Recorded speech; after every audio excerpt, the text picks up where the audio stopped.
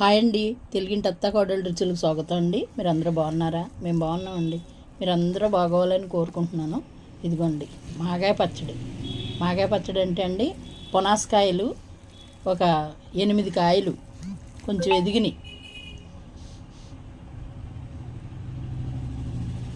ఎదిగినాయండి కాయలు.